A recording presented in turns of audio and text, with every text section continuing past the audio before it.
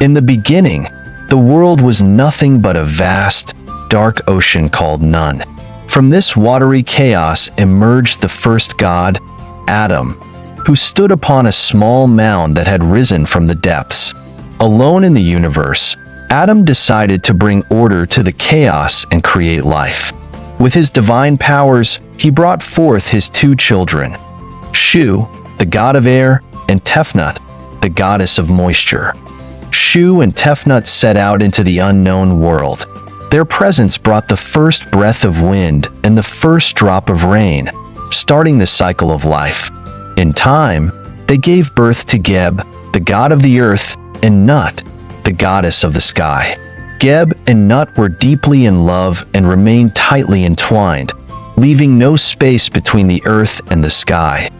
This concerned Adam, for the separation of earth and sky was needed for life to flourish.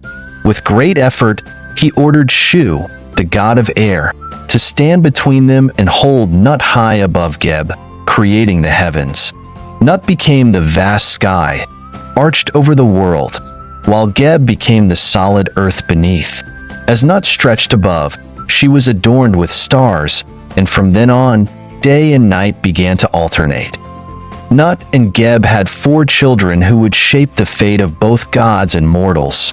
Their firstborn was Osiris, who became the god of life, death, and resurrection.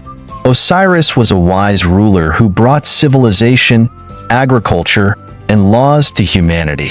Alongside him was his sister and wife, Isis, the goddess of magic and healing, who was beloved for her wisdom and kindness. Together, they taught humans how to cultivate the land, harvest crops, and worship the gods.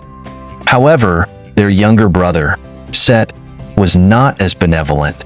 Set, the god of chaos, storms, and deserts, was filled with jealousy toward Osiris, whose reign was admired and respected by both gods and humans. Set's resentment festered until he could no longer stand it. He began to plot against Osiris, determined to claim his brother's throne. One day, Set hosted a grand banquet, inviting Osiris along with many gods to attend. During the feast, Set revealed a magnificent, ornate coffin, claiming it was a gift for whoever could fit perfectly inside. The gods were intrigued and took turns lying in the coffin, but none fit as perfectly as Osiris.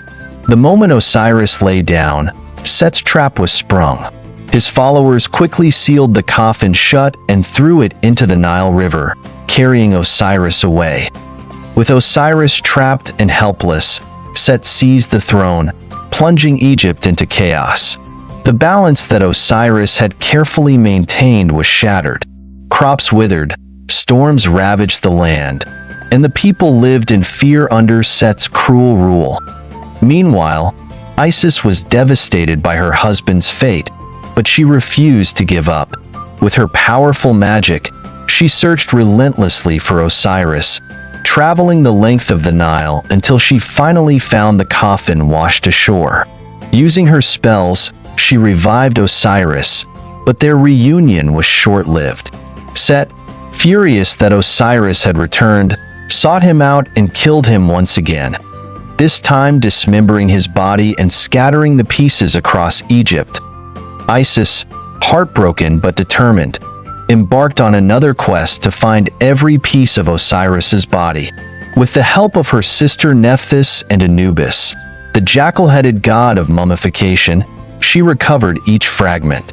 Once all the pieces were gathered, Isis used her magic to restore Osiris to life once more. However, this time Osiris could not return to the living world. Instead, Osiris descended to the underworld, where he became the ruler of the dead. There, he judged the souls of those who had passed, determining whether they were worthy of eternal life in the field of reeds, a paradise in the afterlife.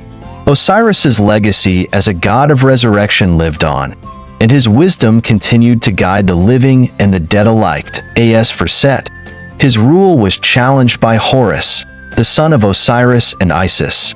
Horus grew up to be a mighty warrior, and he vowed to avenge his father and reclaim the throne of Egypt. The epic battle between Horus and Set raged for many years, with both gods gaining and losing ground. In the end, Horus emerged victorious, restoring order to the land. Though Osiris remained in the underworld, his son Horus ruled Egypt with the same wisdom and justice that his father had once shown. Peace returned to the land, and the gods continued to watch over the world, maintaining the balance of life, death, and the afterlife.